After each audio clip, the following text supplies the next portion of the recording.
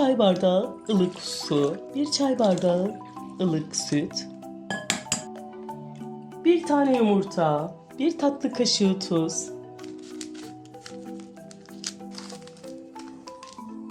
1 tatlı kaşığı instant maya.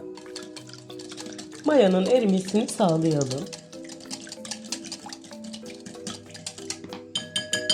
Unu ilave etmeye geçiyorum.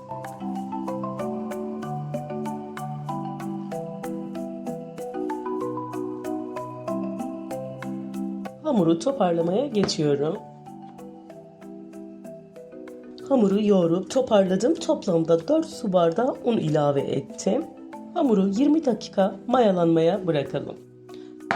İç malzemesi için 100 gram beyaz peynir, ince kıyılmış bir miktar maydanoz, 1 tatlı kaşığı pul biber, bir çatal yardımıyla iyice ezelim.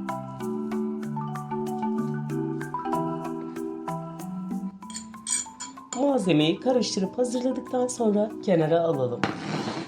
Mayalanan hamuru tezgaha alıyorum. Üzerine bir miktar un serpip tekrar toparlıyorum hamuru. Hamuru toparladım. 4 eşit parçaya bölüyorum. 4 tane beze hazırlıyorum. Bezeleri hazırladıktan sonra kenara alıyorum. İlk öncelikle bir tane bezeyi açıyorum. Üzerine bir miktar un serpip hamuru iyice açalım. Böreğimizin hamurunu açtım. Çok aşırı ince açmadım. Yufkadan biraz daha kalın. Çünkü üzerine bir kat daha aynı şekilde koyacağım. Açmış olduğum ilk hamuru kenara alıyorum. Diğer bezeyi de aynı şekilde açıyorum. Hamuru açtıktan sonra iç malzemeyi şöyle içerisine doğru koyalım. Hamurun üzerine 6 tane koyacak şekilde peynirleri koydum. Diğer açmış olduğum hamuru üzerine kapatıyorum. Hamuru kapattıktan sonra elimdeki aparatla kesiyorum.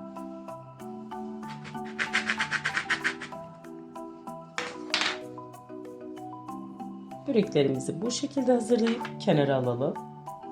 Diğer böreği de kesiyorum. Peynir ortada kalacak şekilde hamurları keselim. Börekleri bu şekilde hazırlayıp kenara alalım.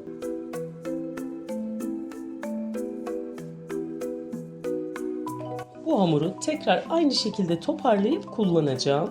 Diğer bezeleri de aynı şekilde açıp hazırlayalım. Etrafında kalan hamurları da aynı şekilde kullanıp böreklerimizi tamamlayalım. Börekleri hazırladıktan sonra kızartmaya geçiyorum. Ocağa almış olduğum tavanın içerisine sıvı yağ ilave ettim. Yağ ısındıktan sonra börekleri kızartmaya geçelim.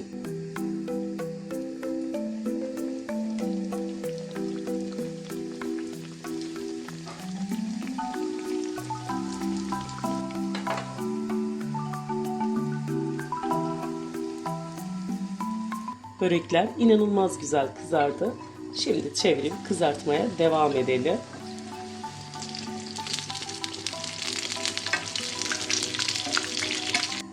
Kızaran börekleri tabağa alalım.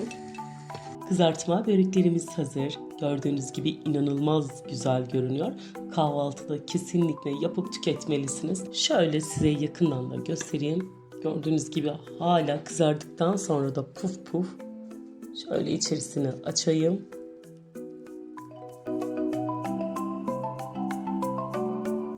Siz videomun son halini izlerken ben de sizlere veda etmiş olayım. Kanalıma abone olmayı, yorum bırakmayı unutmayın. Başka farklı tariflerde görüşmek üzere. Hoşça kalın.